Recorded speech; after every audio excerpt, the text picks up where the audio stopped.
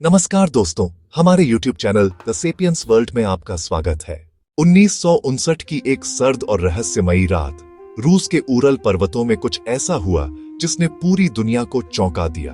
9 अनुभवी पर्वतारोहियों की मौत ऐसे रहस्यमय हालात में हुई कि आज 65 साल बाद भी कोई पक्के तौर पर नहीं बता सका कि उनके साथ क्या हुआ था।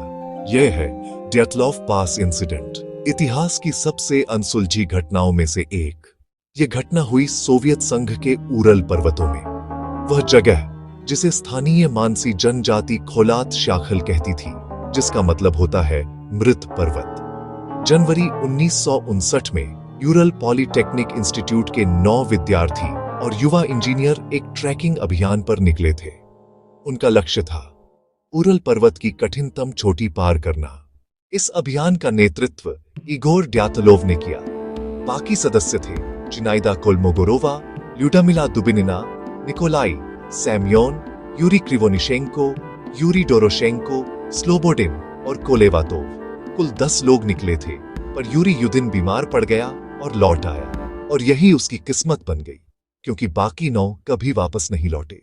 26 जनवरी 1959 को यह दल वीज़य गांव से आगे बढ़ा। वे हंसते मुस्कुराते, गाने गाते अपनी यात्रा पर थे।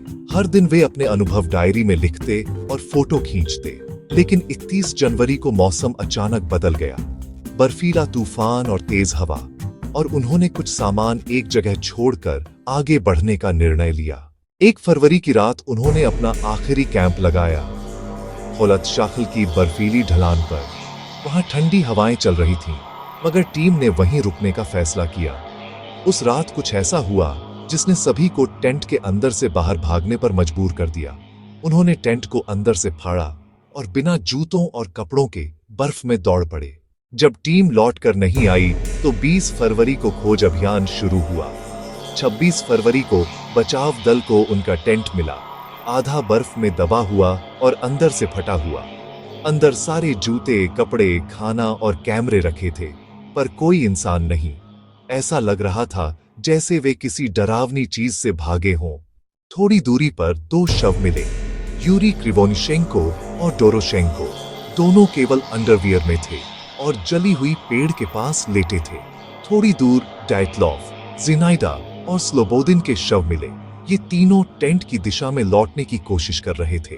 बाकी 4 शव 2 महीने बाद मिले, बर्फ पिघलने पर, और उनके शरीरों पर जो निशान मिले वे किसी सामान्य दुर्घटना से नहीं लगते थे। 4 शवों पर गहरी चोटें थीं। कुछ की छाती पूरी तरह कुचली हुई थी, एक का सिर फटा हुआ, मगर त्वचा पर कोई घाव नहीं। ल्यूडमिला की जीभ और आंखें गायब थीं। कुछ कपड़ों में रेडियोधर्मी तत्व पाए गए। शवों का रंग हल्का नारंगी हो गया था। जांचकर्ताओं के लिए यह सब समझ पाना नामुमकिन था।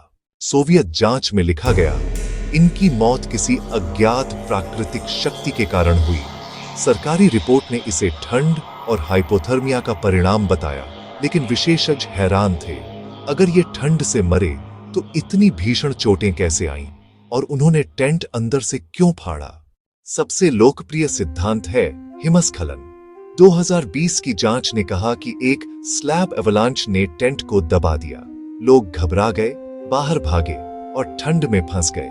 2021 में स्विस वैज्ञानिकों ने दिखाया कि हवा से बनी बर्फ की पट्टी अचानक गिर सकती है, जिससे अंदरूनी दबाव से वैसी ही चोटें आती हैं जैसी शवों पर थीं। यह व्याख्या सबसे वैज्ञानिक है, पर पूरी नहीं। कुछ गवाहों ने उस रात आसमान में अजीब नारंगी रोशनी देखने की बात कही। कहा गया कि सोवियत सेना वहां गुप्त मिसाइल या रेडिएशन परीक्षण कर रही थी। शायद विस्फोट या रेडियोधर्मी कणों ने पर्वतारोहियों को प्रभावित किया हो। उनके कपड़ों पर रेडिएशन के निशान भी मिले, लेकिन कोई ठोस सबूत कभी नहीं मिला। कुछ लोग मानते हैं कि यह एलियंस का काम था। लोगों की आंखें और जीभ का गायब होना और रेडिएशन, इसने रहस्य को और गहरा बना दिया। हालांकि वैज्ञानिक कहते हैं कि यह सब बर्फ और जानवरों के कारण भी हो सकता था। फिर भी एलियन थ्योरी आज भी सबसे चर्चित है। एक और सिद्धांत कहता है कि वहां तेज कटाबाटिक विंड्स चली। ये इतनी खतरनाक होती हैं कि टेंट उड़ सकता है। शायद लोगों को लगा कि हिमस्खलन आ रहा है और वे भाग निकले। अंधेरे में दिशा खो गई और ठंड ने उनकी जान ले ली। कुछ ने कहा कि स्थानीय मानसी जनजाति ने हमला किया, लेकिन जांच में ऐसा कोई सबूत नहीं मिला। उनका सामान वैसा ही था, कोई चीज चोरी नहीं हुई, इसलिए यह सिद्धांत भी जल्द ही खारिज कर दिया गया। आज अधिकतर वैज्ञानिक मानते हैं कि यह घटना बर्फ के स्लैब हिमस्खलन, तेज हवा और हाइपोथर्मिया का संयोजन थी। फ्रोजन फिल्म के बर्फ मॉडल से प्रेरित स्विस शोधकर्ताओं ने इसे साबित किया कि यह संभव है, लेकिन फिर भी कुछ सवाल अनुत्तरित हैं। रेडिएशन क्यों?